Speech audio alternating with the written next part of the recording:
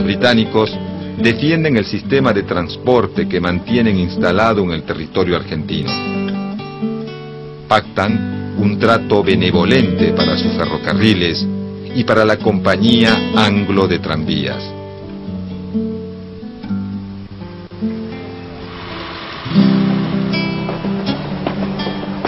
El gobierno argentino acuerda con el inglés que obligará a los colectiveros nacionales a unificarse con los tranvías en la llamada Corporación de Transporte de la Ciudad de Buenos Aires. Frente a estas medidas, los socialistas, los demoprogresistas y la opinión pública reaccionan fuertemente. Mediante discursos y artículos en la prensa, denuncian esta maniobra como un atentado a los intereses de la nación.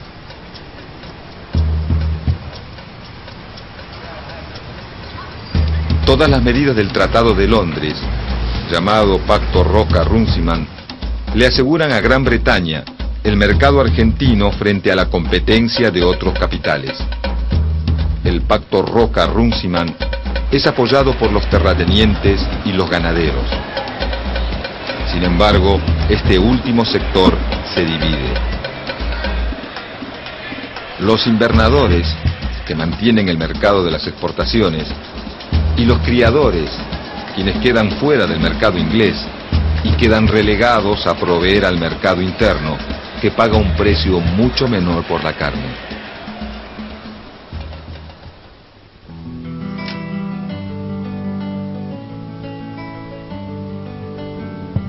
La Argentina, por su interdependencia recíproca, es, desde el punto de vista económico, una parte integrante del Imperio Británico.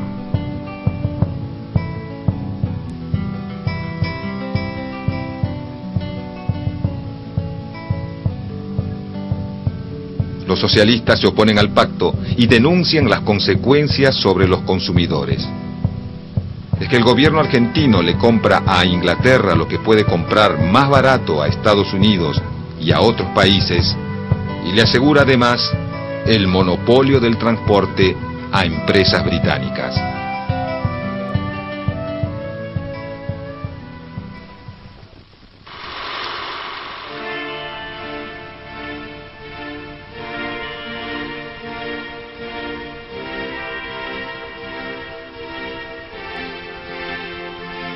En 1914, Lisandro de la Torre funda el Partido Demócrata Progresista, con la intención de aglutinar las fuerzas conservadoras a escala nacional. Aunque no lo consigue, es elegido diputado nacional en 1922, pero 3 años después se retira de la política para dedicarse a la administración de su estancia.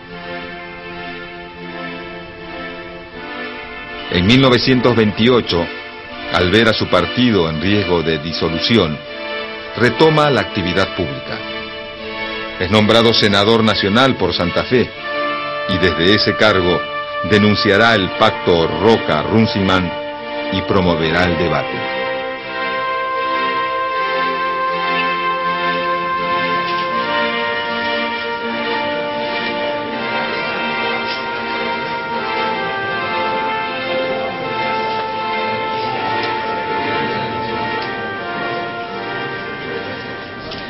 Lisandro de la Torre argumenta que Gran Bretaña monopoliza de manera vergonzosa el mercado de los frigoríficos, al impedirle a la Argentina instalar compañías que generen competencia.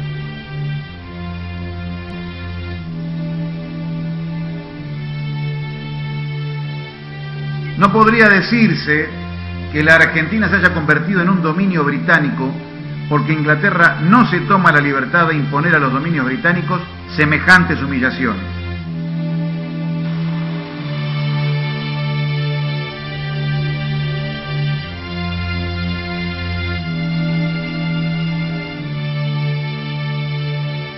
Lisandro de la Torre forma parte de una comisión investigadora nombrada por el Senado de la Nación, que tiene como finalidad establecer si las ganancias de los frigoríficos ingleses se corresponden con los precios que ellos pagan a los pequeños y medianos productores.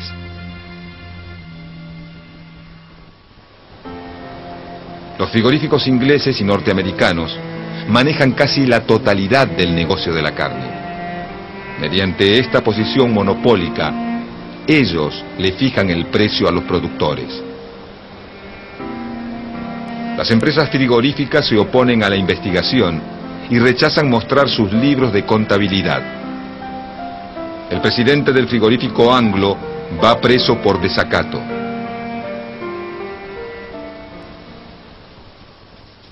La tensión crece cuando en el Senado el socialista Alfredo Palacios aporta un dato clave.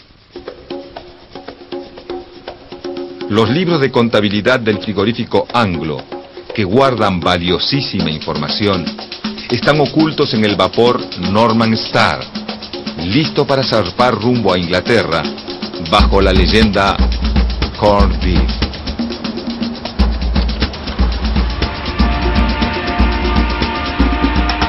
Unos días después, la empresa envía al Uruguay 6 cajones con libros y papeles comprometedores para evadir el control de la comisión investigadora.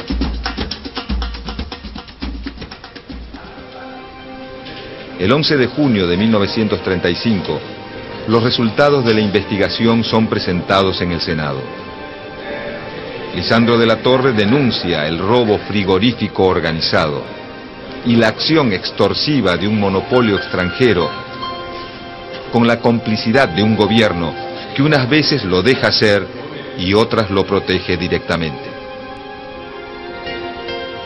Puntualiza los privilegios de las compañías británicas, la exención de multas, la tolerancia en el cobro de impuestos y la complicidad del gobierno.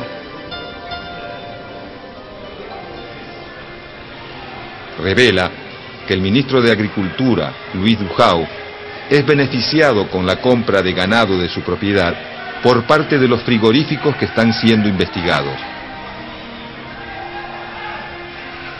Duhau, el ministro acusado, y Federico Pinedo, ministro de Hacienda y responsable técnico del Tratado Roca-Runciman, concurren al Senado durante 13 días consecutivos para contestar los cargos. El debate es seguido por Ramón Valdés Cora, un matón santafesino afiliado al Partido Conservador, que ha participado en el golpe de 1930 y cuya lealtad ha sido recompensada con el cargo de comisario, desde donde efectúa el cobro de coimas y la protección de capitalistas de cuero.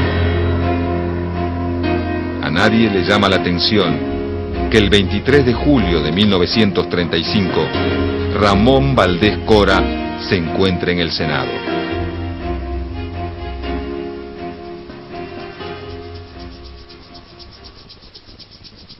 Lisandro de la Torre conmueve al Parlamento con sus denuncias. Al pueblo no solo observar, sino aumentar estas conquistas. Para ello En plena sesión, Lisandro de la Torre es insultado por el ministro Pinedo y luego golpeado por Duhau. El senador por Santa Fe, Enzo Bordavere, corre en su auxilio. Valdés Cora, que estaba dentro del recinto de la Cámara, le dispara 2 veces por la espalda. Bordavere, herido, gira para enfrentar a su agresor, quien sin dudarlo le dispara otro balazo en el pecho.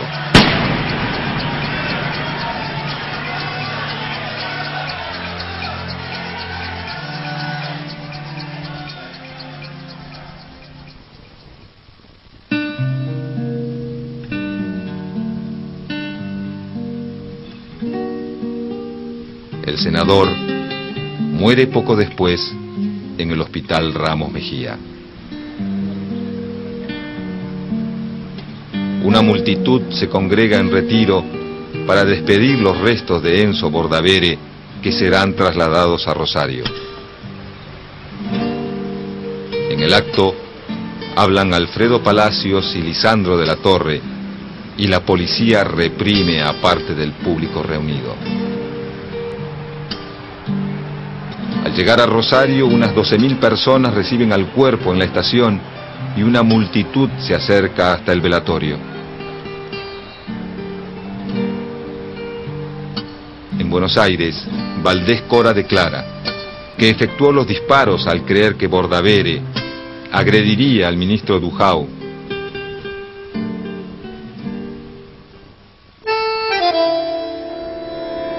Aunque nunca se descubre a los instigadores del crimen, Valdés Cora es condenado en 1938 a 12 años de prisión por homicidio simple.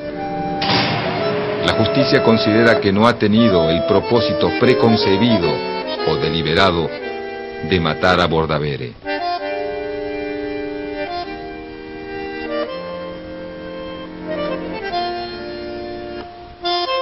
La Cámara Penal eleva la condena a 20 años, pero Valdés Cora queda en libertad por buena conducta en 1953.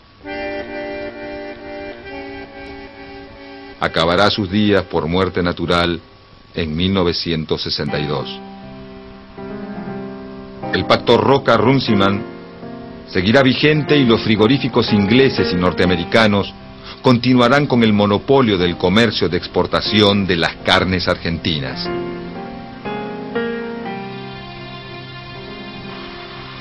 Durante este período, el Estado cumple por primera vez un papel regulador ante la situación generada por la crisis económica mundial y comprueba su capacidad de influir en la economía a través de medidas concretas que favorecen a un sector de la sociedad. Las transformaciones ocurridas en el plano económico fortalecen a los industriales y a los cada vez más numerosos trabajadores de ese sector. Luego de las presidencias radicales y del terror que provocan la Revolución Rusa y el ascenso del comunismo a las burguesías del mundo, la clase alta argentina no logra construir un partido conservador con un verdadero apoyo popular, pero consolida una alianza con la Iglesia y el Ejército, dos actores que pasarán al primer plano en la escena política nacional.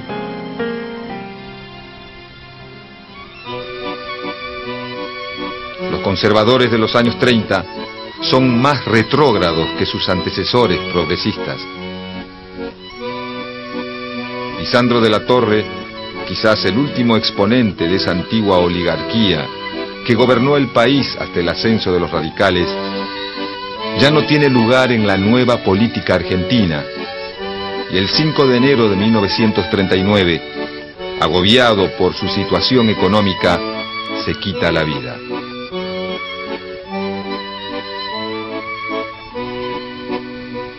El intento fallido de asesinarlo y la muerte de Bordavere ocurrida en el Senado son la representación más clara de este oscuro periodo que será recordado por muchos como la década infame.